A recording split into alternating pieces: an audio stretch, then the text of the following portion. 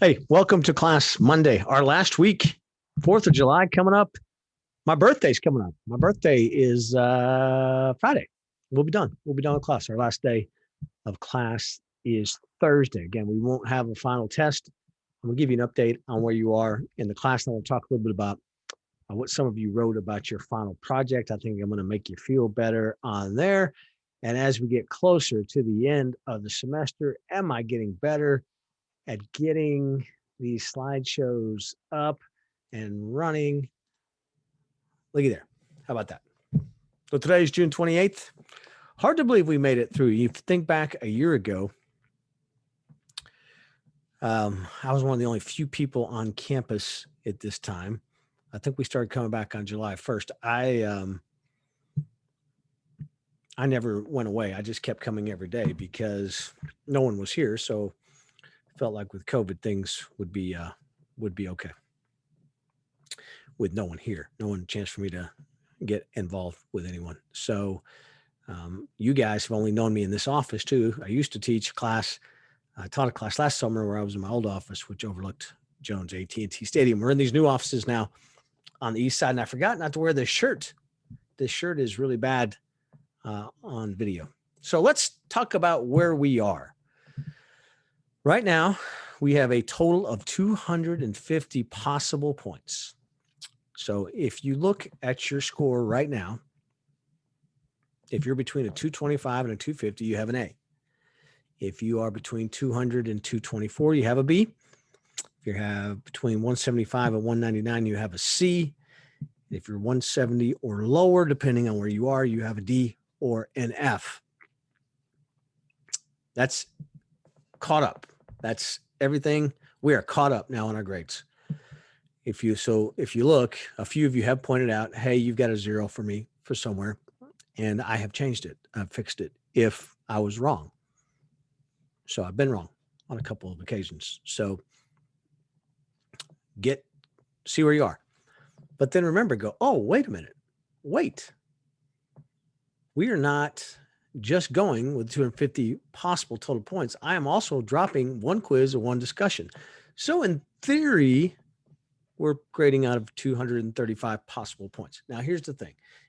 I will take whatever grade is higher for you, either grading with all the projects or taking some out. But let's say you've got a 0 on a quiz and you've got a 0 on a discussion board, which many of you do. So remember, we can drop those, which leaves us a possible 235 possible points. So then let's say you're at 215 and you've got a couple of zeros. You're at a B out of 250, but I'm dropping those 2 zeros. All of a sudden, you're right there in an A, 211 and a half to 235, an A, 188 to 211.4, a B, 164 and a half to 187, a C, anything lower than 164 and a half, again, depending where you fall, a D or an F. So you should know right now where you are. We have one person, I think, two maybe, that are sitting right now at 250 total possible points. How could that be, you say? Because surely you didn't get a 10 and a 5 on everything. We did have one extra credit project, and both those people did participate in the extra credit project. So 250 total possible points, or you could be at 235. Now, on the easy 15 points I gave you on Friday, it's just like handing it to you on a silver platter. And yet some of you did not take part in that. I believe 7 of you still have not done that. You can still get a portion of your 15 points by doing it today or maybe even tomorrow. Then I'll lock it up. But I saw some angst, some general angst about your final project. So I did actually think about this class being online and thinking about what we did in the class. And so I'm not going to actually have you call a particular game or video that I was going to send. It's hard to do. It's hard to do virtually. It's hard to do without me sitting in there with you. So we're not going to do it. So I'm going to change it to you would have had to do this anyway. I'm just going to take out the actual calling of the play-by-play. You're still going to have to prepare for the game and I'll give you the details of what I'm looking for when I post the assignment, which I'll do on sometime on Monday. So good news is you don't have to sit and watch some video and call the game. Bad news is you still have to prepare for it. If you're going to prepare, you're going to turn that into me, and then I will grade it, and that will still be part of your grade. So, but I would encourage you still. Let's say I'm going to give you a couple of choices, one of which is the College World Series. I would encourage you, if you have the mindset, to turn the volume down when Vanderbilt and Mississippi State are playing, and just call it a little bit. Just practice calling it. Practice doing the game, just to give yourself that, because that's what you're going to have to do. The other thing is what you can't do too is worry about who's listening to you, worried about who's paying attention to you, worried about if somebody is laughing at you. You just can't do that. You can't worry about it. I've told you this before. I've had to call games in press boxes where literally there's a guy sitting right next to me from another team or for media or something like that. And you have to realize you're going to do this anyway. You're going to do it where hopefully thousands, sometimes millions of people are listening to you when you get up to the level of some people. But there's always going to be people listening. And so you can't worry about the person sitting next to you or sitting behind you or in the room with you. You just can't worry about it. You just have to do it. So if your roommate or your boyfriend, or your girlfriend, your parents, your significant other, your dog, don't think you're very good at it, you can't worry about it. You've got to call the game. You've got to learn it. So one of the things people say, what am I supposed to do? Well, one of the things I would do is start calling everything. Just call everything you can. Just call. I'm getting a text. Just call anything and everything you can. Sometimes when I'm sitting in a game, just watching a game, I call it. So just make sure you do that. Hang on a minute. I'm getting a call, so I'm pausing. I got to pause this recording. All right. Technology is great, right? I had to take that phone call. I can't even remember where we were. Okay. So your final project, you're going to just put together a little plan to call a game. I'm going to give you a couple different options. We'll go from there. So remember, when we're ready for a broadcast, we've talked about, this is almost going back to things we've talked about this semester. Develop a routine. And remember, we heard from 4 different guys. All of them do it a little bit differently. And why does everyone prepare differently? Well, it's the same reason that, hey, I put both my socks on before I put any shoes on, or that I put one sock on, a shoe on, one sock on, a shoe on, or whatever. We're different, right? It's like horse racing. The horses are different. Everyone's different. So you prepare the way that's best for you. So remember this, generally people retain about 20% of what they read.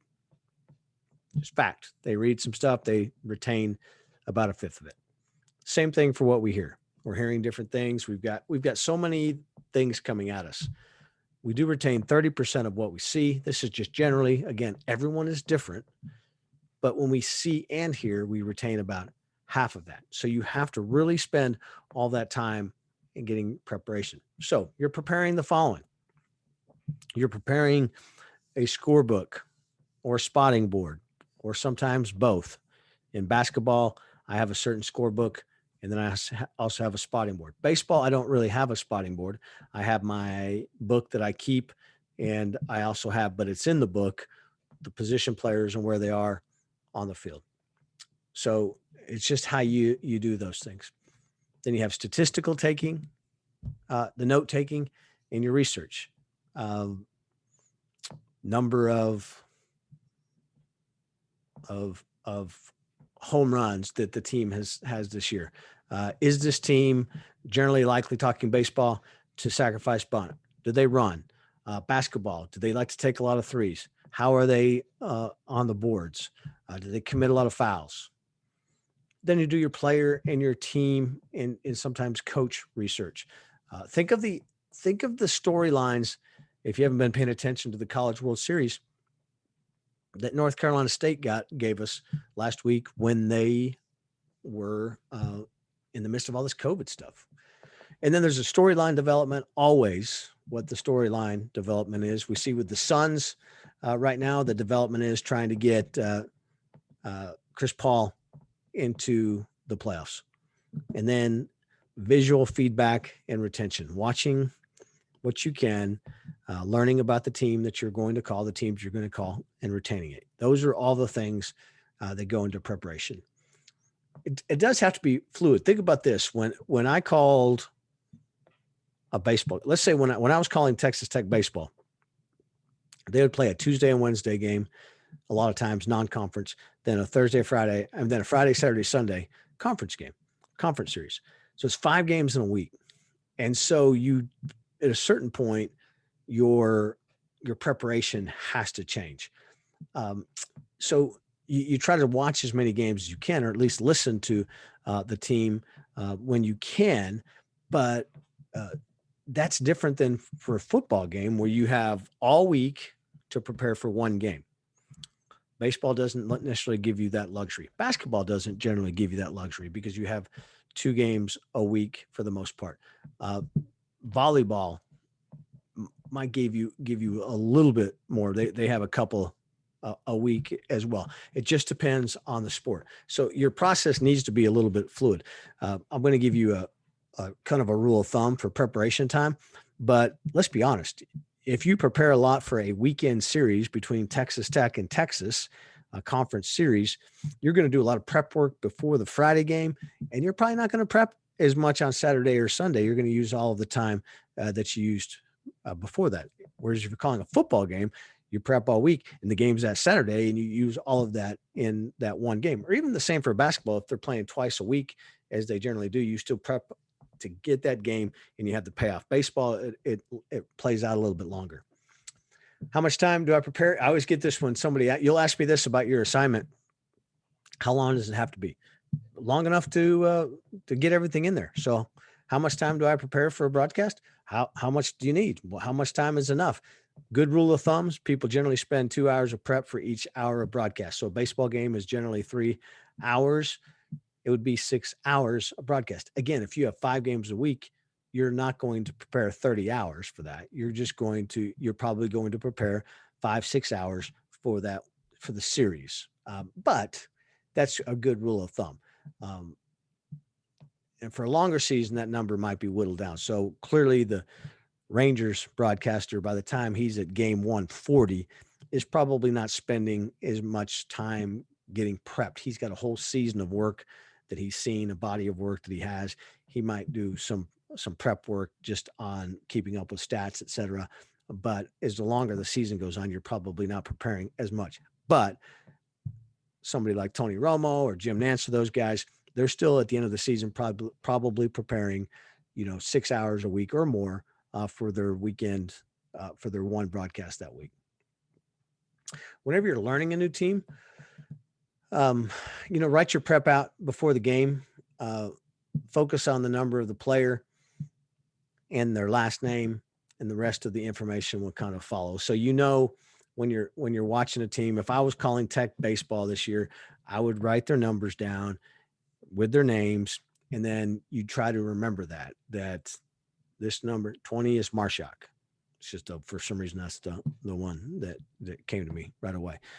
So you just try to think of those, because you're, for the most part during a game, going to use their last name.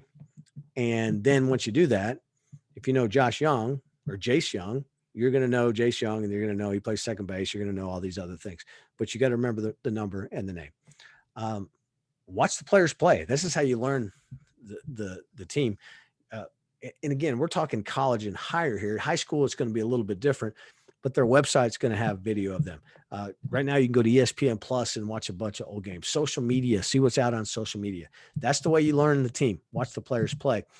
And then I always did this when, especially I had a new team coming to Lubbock, and I was calling a game. I would practice watching their warmups, kind of just identifying their name with their number. So if I'm doing it enough during the warmups, by the time the game comes around, I'm generally pretty up to speed on their number and their name. I do that during BP. It's harder in baseball sometimes because they wear it. Well, all the sports really, it's a little bit harder if they're wearing some sort of warm-up gear over their uniform. Baseball, they wear BP shirts that sometimes don't have their numbers or names on them. So you just have to figure that out sometimes. Maybe look at a picture roster and try to pick them out when they're warming up. And then, you always want to get better. And so how do you get better? I can't remember who asked the question, because he said he has some nerves right now when he's doing some things on air and he gets a little bit nervous, which I think is an okay thing. It's a good thing, I think, because you want to be better. And when you get nervous, I think it keeps you locked in a little bit more. But if you're calling a game and you've called a game, always be recording yourself if there's not an archived recording somewhere, and then listen to it. You're going to be your own harshest critic. Your friends and family are always going to tell you how great you are. You're so good. Gosh, you were good. So that's why you have to have others listen for you and listen for yourself. You're going to be probably your hardest critic. Your friends and family are going to be your biggest advocates. And then, so you have to have somebody that might be in between sometime, but somebody who is going to give you constructive criticism. And then when you can hear those things, so that's what I was talking about with my golf game. Concentrating on my grip right now and my club head at impact and the weight I put on my feet. I concentrate on those three things. The rest of it, I'm going to figure that out later. When I'm calling a broadcast, I'm going to think of the following things. Sometimes I can run, this is me, I'll run Red Raiders together, the Red Raiders. I can't even do it right now, but I try to, so I listen for that and I try to really concentrate on saying Red Raiders. It's two separate words. So plan out some different areas where you can get better. So I know going into a game, I want to really concentrate on how I say Red Raiders and plan that out. And then do those things the next time that you broadcast. Again, you can't fix everything and you can't concentrate on everything. So you can say, I'm going to do the following things on this broadcast, and you plan that out, and then you do them during the broadcast and you make sure you do them. So liken it back to my golf game. I want my left hand. I want the area between my finger, my thumb, and my forefinger on both my left and my right hand going up inside my right shoulder and armpit. So I concentrate on those. That's all I'm concentrating on. I'm not worrying about the rest of the stuff. So then you do those things. You check yourself again. Did I do those things? Did I make the necessary improvements? And then you act on those areas where you still need improvement and where you're already good and you're going to get better. So that's how you do these things to get better. So again, I'm not going to listen to you call a game this year, but you listen to those things and send them to me. If you ever do record something during your life, I'd be glad to listen to them. And but that's what you want to do. So listen to yourself, plan out, do, check, and then act on them again. And you're not going to get better without being able to take constructive criticism. Nobody likes to be criticized, but you have to be able to take constructive criticism. I have yet to meet ever in my life a graphic designer who, when they hand me a piece of work or send me a piece of work, they say, tell me what you like and don't like. No hard feelings, nothing personal. It's just something I did. Never works out that way. It's always personal. It's their work. It's their baby. They loved it. So you got to be able to take constructive criticism. You got to be brutally honest about your work, where you can be better, where you need improvement. You can't just listen and go, man, I'm pretty good. You've got to be brutally honest with yourself. And then you've just got to make the time to check on your work. It's got to be part of your process to say, not only am I going to prepare, but I'm also going to do a post-mortem. I'm going to check and listen and watch and see how I did. You won't get better if you don't do those things. You can't just, it's great to have blinders and be focused, but you have to be focused on getting better. And so if you keep hearing the same things that, you do these things over and over again, and you don't make the change. If we always do what we've always done, we'll always get what we always got. It's just fact. So you've got to make yourself, you've got to work to be better. I used to go on a message board, not the one I owned, but a different message board when I started calling baseball. And there'd be thread titles like Gio sucks, Robert Giovanetti sucks. There was a local radio show host who's now since passed away, who just railed on how bad I was all the time in my first year. And so finally I decided, you know what? So I went to those people, I emailed them or messaged them, and I said, hey, why do I suck? Thank you for your criticism. Why do I suck? And sometimes people would tell me, you react to the play before you call it. So the third baseman makes a diving catch, and I'd be like, oh my gosh, what a great play. And then I'd say what happened. Valid criticism. You just suck. I don't like you. I don't like your radio show. I mean, I can't do anything with those things, but I can do things with, if somebody says, hey, you're reacting before you call the play. Okay, I can make that change. I'm trying to think of another criticism that I had, that I repeated the pitch count too often, which I caught as I listened. I thought, okay, that's an accurate statement. I was, as soon as a pitch was thrown, like if it was 2 balls, 2 strikes, and the pitcher threw another ball, I'd go, here's the 2-2 pitch, slider ball, 3-3-3-2. I would say it too often. So again, you have to be able to manage all those things. There are going to be people who criticize you just for the sake of criticizing you. There are people that are going to always think they're better than you because that's just the case. People would always try to come to my defense and say, hey, if you're so good, you do it. Why aren't you doing it? And I don't think that's a valid defense, because I think people rightfully and generally want their play-by-play people to be good. And not everybody wants to do this for a living. And so I think criticism is fine. And if it's valid and if it's constructive, bring it on. But you have got to be able to listen to that. And you need to be able to separate yourself from that and say, okay, I'm going to be better. When we first started doing our radio show live at football, we would do it out by Jones Stadium, and they would record it and be on television and on radio. The first game, they sat us down to give us some critiques, and I didn't take it very well. I remember being a little bit annoyed, and I thought, you know what? Because we'd been doing the radio show for a couple of years, the television aspect was a new part of it with the show, and they were saying how we were reacting to people walking by, waving to them when they waved to us, and they were criticizing us for that. And it turned out it's a valid criticism, and it's criticism that should have been made. And I didn't take it. I didn't take it well. So that's a good quiz question for you. I did not take the constructive criticism well about the live remote broadcast that we did. And I should have. And after that, I did. But again, you're not going to get better if you don't take the time to see how you can get better. So let's stop this here.